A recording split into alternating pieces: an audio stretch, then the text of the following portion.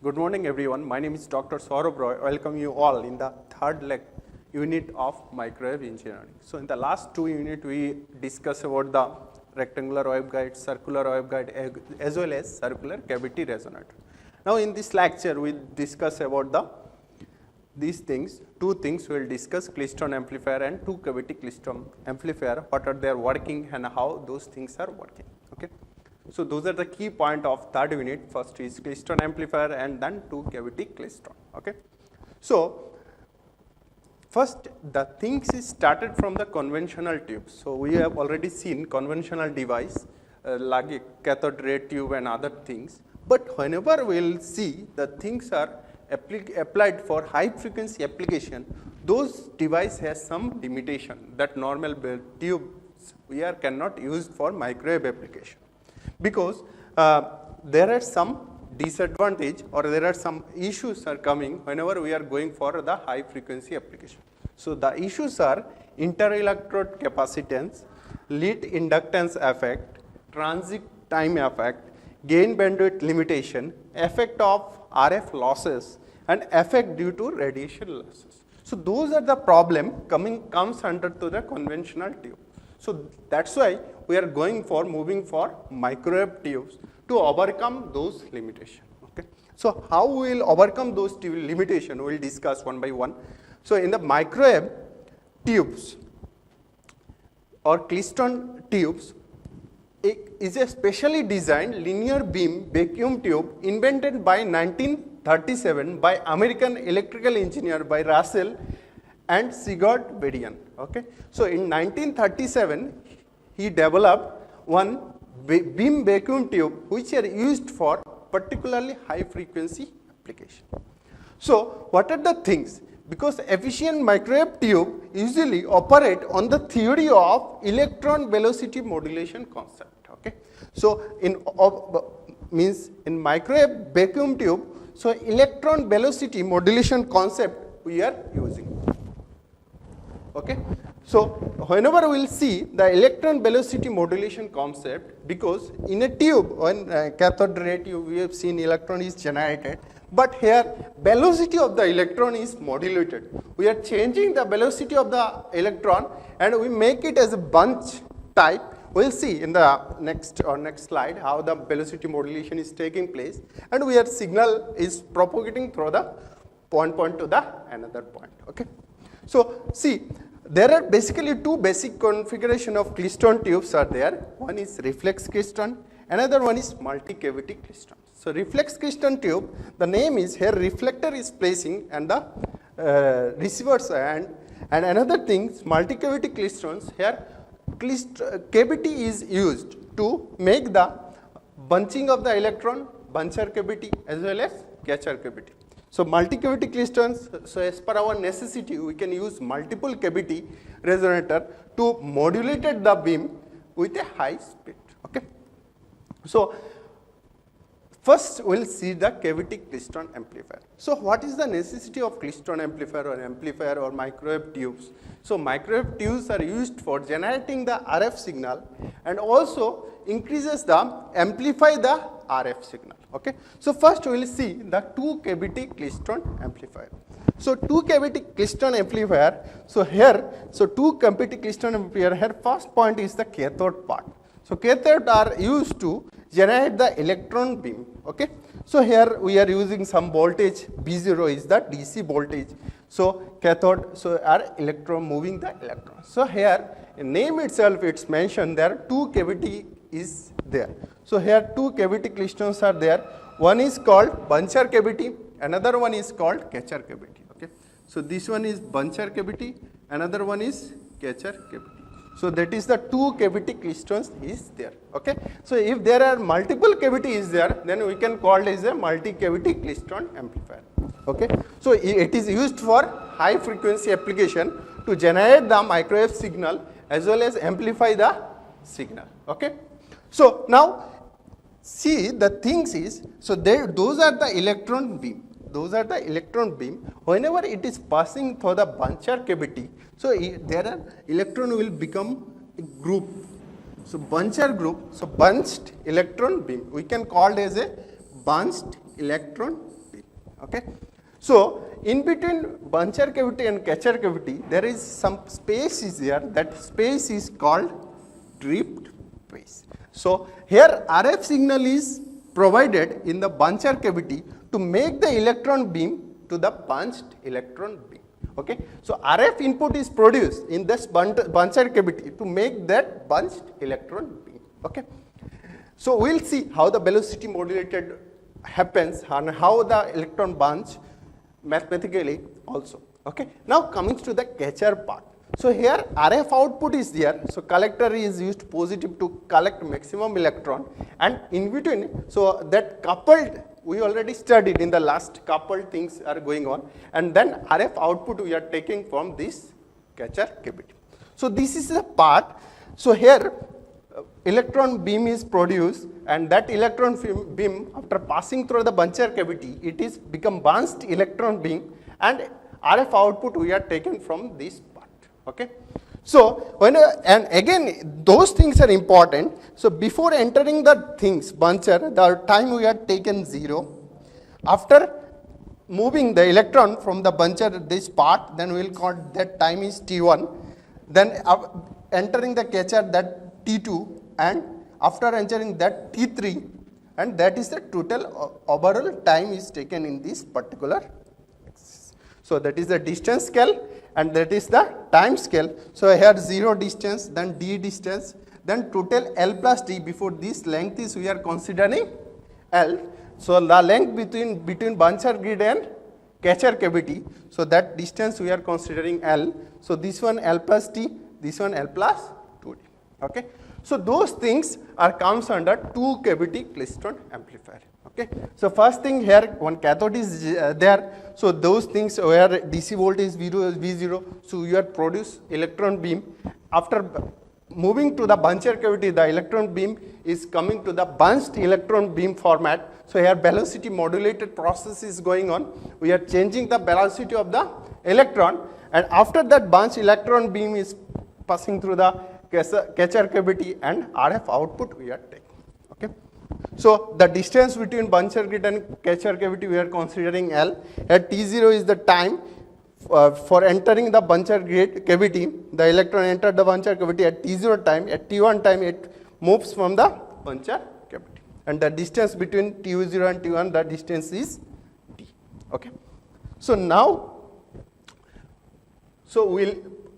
so first things we already discussed, the two cavity klystron amplifier is work on the principle of velocity modulated tube. Okay. So it is, we are consider those things is a velocity modulated tube. Here velocity of the electron is modulated as per necessity. Now high velocity electron beam is generated by an electron gun and sent down along a gas tube through an input cavity. Okay. So that already we discussed, that input cavity is called buncher cavity. Then drift space, field free, and an output cavity to a collector electron anode. Okay. So those are the things are there. First an electron gun will be there, so which is produce the electron beam. Later on those sent down to the gas tube through an input cavity, that is called buncher, and then drift space is there in between buncher cavity and catcher cavity, and output cavity to a collector electron anode. Next we will see the anode is kept positive to receive the electrons, while the output is taken from the tube by a resonant cavity with the aid of coupling loops. Okay. So here output is taken from the tube by a resonant cavity. Okay. So output is taken, already we is shown earlier, the output is taken with the resonant cavity within the aid of coupling loops. Okay. So electron beam is generated by an electron gun. Okay. Later on, by using buncher cavity, we produce the bunch electron beam, and the catcher cavity and output is taken from the resonant cavity with the aid of coupling loops. Okay. So those are the overall function. Okay. We will see in details also. So two grids of the buncher cavity is separated by a small gap, while the two grids of the catcher cavity are also separated by a small gap.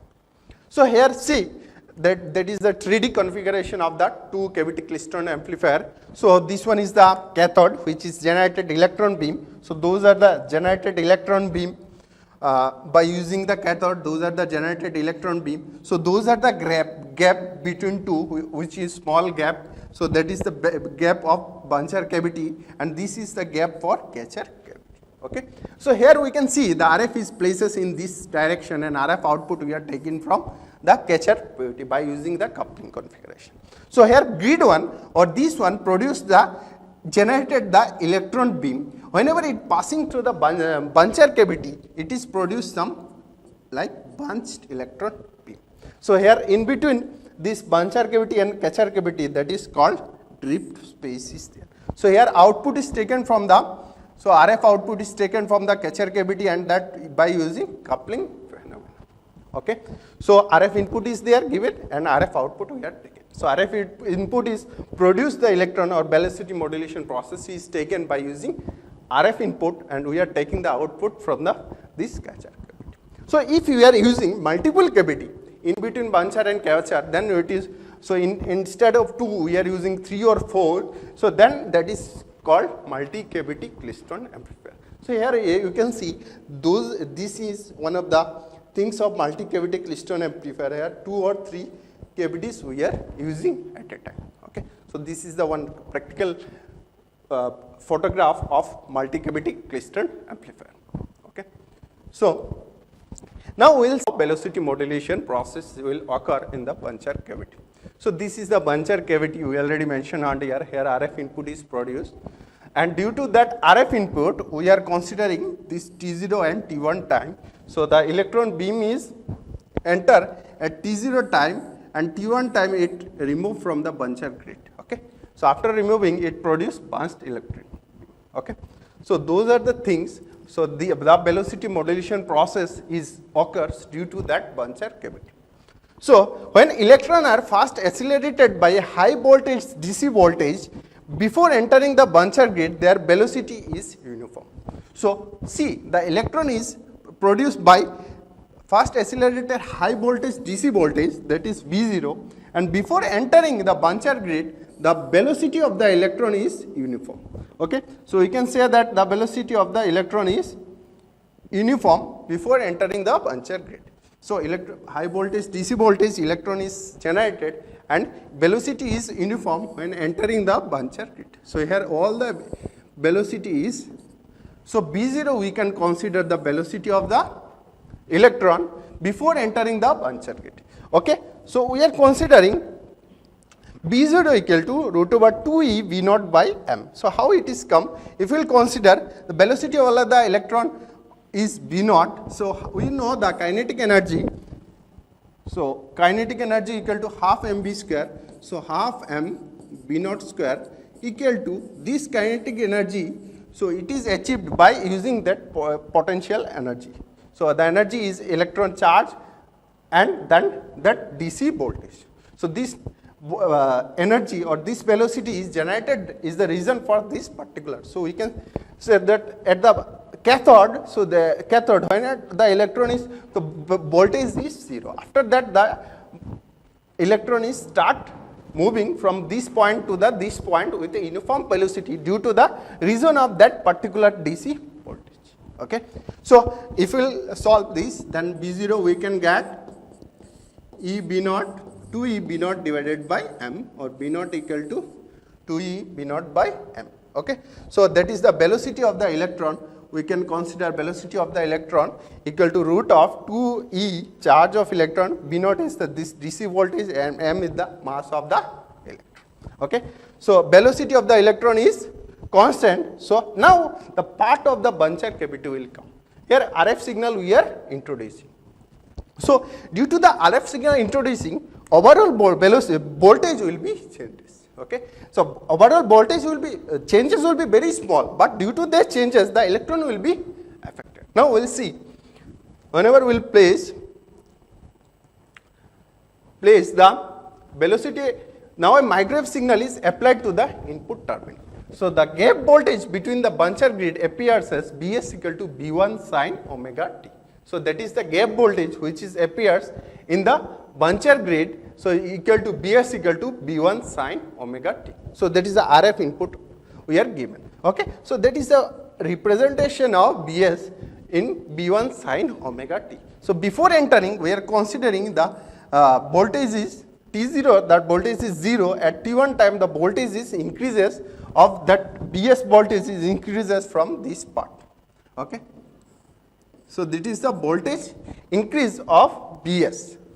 Now we will see, to find out entering time and existent time, we are considering T0 and T1, and gap transition angle of average in the Bancher cavity is necessary to determine. Okay. So we are considering the entering time is T0 and exit time is T1, and we are calculating the average voltage in this particular time. Then we will add those average voltage in this earlier equation with voltage V0, and then we will find out the modulated value of the B1 or modulated value of the electron. Okay. So first we are considering, since B1 is considering less than V0, whatever the input voltage in the RF, that voltage is very less compared to the DC voltage. So average time angle through the Bancher gap distance is tau. So that is tau equal to D divided by B naught. So that is the approximate equal to T1 minus T naught. Okay. Now we will consider the average angle, gap transit angle can be expressed at theta g, we know omega into T. So omega into T1 minus T naught. So omega equal to D by B naught. So approximately that value will be value of the time taken from this point to this point, time equal to, we know, distance divided by velocity. So here distance is D and velocity is V naught, because this velocity is voltage is DC voltage is very greater than to the input voltage. So approximately the velocity will be V0, and the angle will be theta g, we can consider omega into T1 minus T naught. So omega into T1 minus T1 equal to omega. So T1 minus T naught equal to that time, total time equal to D by B naught. Okay. Now we will apply the average microwave voltage in the Bancher graph. We will calculate. So we will calculate the average microwave voltage, that is the consider equal to 1 by tau T naught by T1 B1 sin omega t dt. So B1 sin omega t is our applied voltage. So which already we mentioned, the applied voltage is like that. So in the Bancher grid we have taken that entering T0, and this point is T1 and the distance is D, and time taken total tau. Okay. So we can mention that 1 by tau equal to limit of T0 to T1 B1 sin omega t dt. So now we will take integration of B1 sin omega t, that will become minus cos omega t, and after that we are putting is limit. So first things we will put the B1 sin omega t, we can written 1 by tau minus B1 cos omega t. Okay. Then we can put the limit T0 to T1. So we will get, the answer is minus B1 by omega t divided by omega will come. So B1 by omega t cos of omega T1 minus cos of omega T naught. Okay. Now we will place the value of T naught or T1. So we will place the value of T1. So earlier case we are find out the T1 minus T naught equal to D by B naught. So T1 we can write down T naught plus D by B naught. So this will become minus, if we will place inside, then minus will become plus. So it will come cos omega T naught with this part, and this is the value of omega T1. Okay. Because we know T1 minus T naught equal to D by B naught. So T1 will come T naught plus D by B naught. Okay. So now we will place the value of, we know the formula of cos A minus cos B. So cos A minus cos B will become 2 sin A plus B by 2 plus sin A minus B by 2. So here minus sign will be there. So this minus and minus will become plus. Okay. So we can write down 2 sin A plus B by 2 sin B minus A by 2, or minus 2 sin A plus B by 2 sin A minus B by 2. So by using this formula we will get 2B1 omega tau, we can mention D by B naught sin omega D by 2 B naught sin omega T naught plus omega D by 2 B naught. So later on we can write that, already we mentioned omega D by B naught, we can write theta g, that is the transit angle, and that 2 we can take outside. Okay. So sin theta g by 2 sin omega T naught plus theta g by 2. So omega D by B naught, you can mention that theta g. that is the transit angle. So we can write down B equal to beta I. So beta we are considering sin theta g by 2 divided by theta g by 2 sin omega t naught plus theta g by 2. So that is the average voltage of the buncher graph. So average voltage we are considering from using this, the voltage applied, that is Bs equal to, so here we are considering that T naught is the entering of the buncher gate, T1 is the, so gap is tau equal to T1 minus T naught. So T1 minus T naught, if voltage is, this voltage is Bs equal to very less than, so whenever we are considering its average voltage, so average voltage Bs equal to, we will get T1 minus T naught equal to d by B naught. Okay. So average voltage we are calculating 1 by tau T naught by T1 B1 sin omega t dt. So B1 by omega t, so this function cos sin omega t we can mention cos omega t minus cos omega t divided by omega. Now we are placing its limit value cos omega t1 minus cos omega t naught.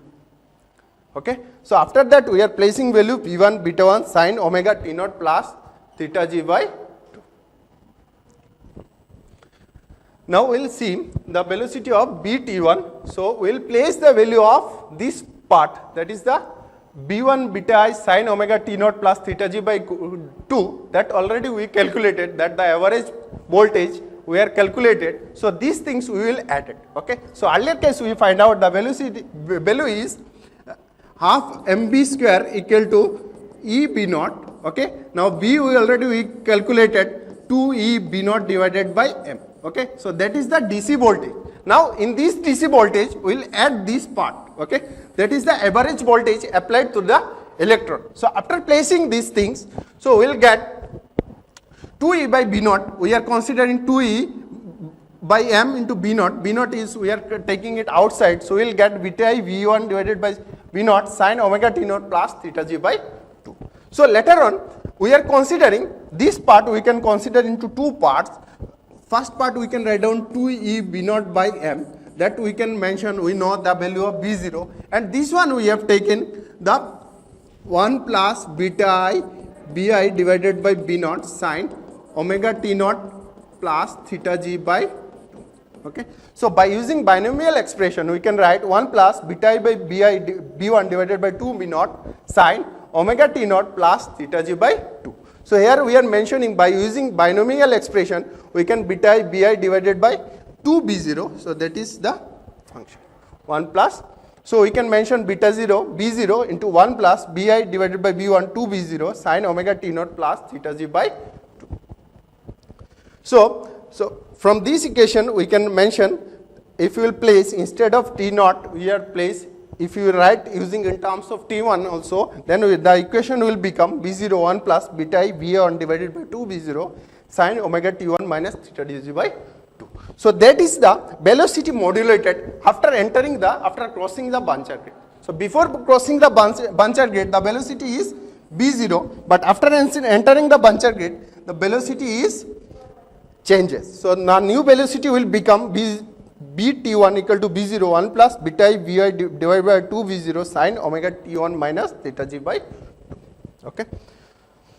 So this is the overall things we are considering in today's lecture. First one is the Klystron amplifier, 2 cavity Klystron, and then we are moving to the velocity modulation process. So thank you. In the next lecture we will discuss some other things.